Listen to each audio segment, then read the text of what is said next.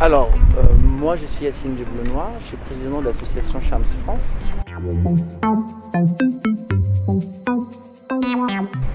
Alors Charms France, c'est l'association LGBT pour les personnes issues du Maghreb et du Moyen-Orient vivant en France. Alors l'objectif de l'association, c'est vraiment donner un espace, créer un espace pour les personnes LGBT maghrébines moyen-orientales qui vivent en France et qui se sentent un peu, si vous voulez, à côté du militantisme français.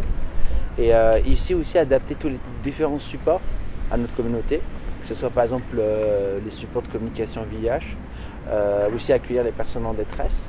Souvent aussi malheureusement les personnes LGBT maghrébines et LGBT issues de l'immigration maghrébine croient en fait qu'ils sont les seuls gays musulmans en France. Alors c'est de dire vous n'êtes pas seuls, on est là aussi. Et créer un peu cette famille qu'ils n'ont pas eu dans leur famille. Et là, par exemple, on a créé la première table ronde aussi, à part notre espace d'accueil des personnes en détresse, on travaille sur le plaidoyer politique. Là, par exemple, on a mis en place la première table ronde sur la radicalisation des personnes LGBT qui sont parties faire le djihad. Parce que aussi la non-acceptation de soi mène à la radicalisation. Et aussi la non-acceptation de soi mène à la non-protection. Et cette table ronde, vous l'avez mis en place auprès de la ministre, je peux vous envoyer le rapport, c'est auprès de la ministre de la citoyenneté, Madame Schiappa, au ministère de l'Intérieur.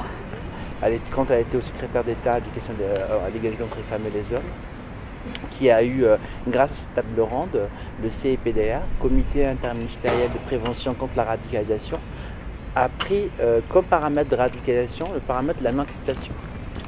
C'est qu'en fait, si une personne est LGBT, un radicalisé, peut-être, c'est un paramètre à prendre en considération aussi. Alors, et aussi, on a on a travaillé sur le projet de thérapie de conversion, qui est passé auprès de Madame Moreno, la ministre de l'égalité entre les femmes et les hommes. Là, on a collaboré aussi sur ce projet-là. Et en fait, en disant la thérapie de conversion, c'est toute démarche d'essayer de changer une identité de genre ou une orientation sexuelle d'une personne LGBTQI. Et en fait, on a remarqué que les personnes LGBT, toutes et tous, ont vécu ce parcours de thérapie de conversion. Et surtout aussi, on oublie les femmes, parce que les femmes lesbiennes aussi, elles subissent cette thérapie de conversion via l'excision. L'excision des femmes lesbiennes, c'est quelque chose dont on ne parle jamais dans les médias.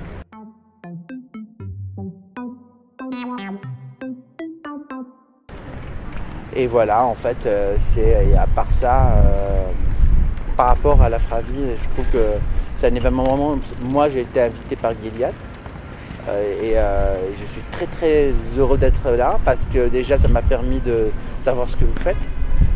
Et vous avez tellement, j'ai vu par exemple, vraiment les conférences sont tellement intéressantes et on n'arrive même pas à choisir. C'est vraiment, on se dit, mais vraiment, je me suis inscrit, j'ai mis sur le programme, j'ai mis des étoiles partout. Je me dis, ah oui, c'est le même heure. On peut pas se dédoubler et c'est vraiment très intéressant. Ça permet aussi, nous, LGBT, aussi les personnes LGBT maghrébines orientales ou subsahariennes qui sont en France, d'avoir un lien avec les gens qui sont là-bas. Fait qu'en fait, eux, des fois, ils sont désarmés auprès de personnes en détresse qui doivent fuir du pays. Mais nous, en fait, comme on a ce réseau politique aussi, on peut les aider. Eux, nous, par exemple, si on a une personne LGBT qui nous contacte de là-bas, a besoin d'une aide sur place, on peut les mettre en relation avec ces gens-là qui sont déjà sur place. Et eux, même chose. Quand il y a une personne qui est prête à fuir le pays, nous, comme on a l'agrément de l'OFPRA, on a quand même un réseau associatif, on peut les accompagner sur place. Que ce soit subsaharienne ou maghrébine, on travaille ensemble, alors ça n'a pas forcément d'impact. Et la Fravie, je trouve aussi ça a permis de donner la parole aux gens qu'on ne voit jamais, là aujourd'hui.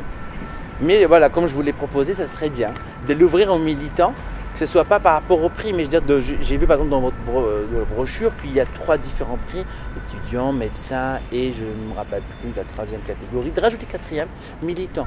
C'est une manière, militant LGBT ou président d'association, bien sûr, on va vous envoyer tous les statuts, comme ça soit officiellement, vous allez savoir, mais que ce soit 20 € de moins sur le prix initial, mais symboliquement, dire ok, on est concerné aussi.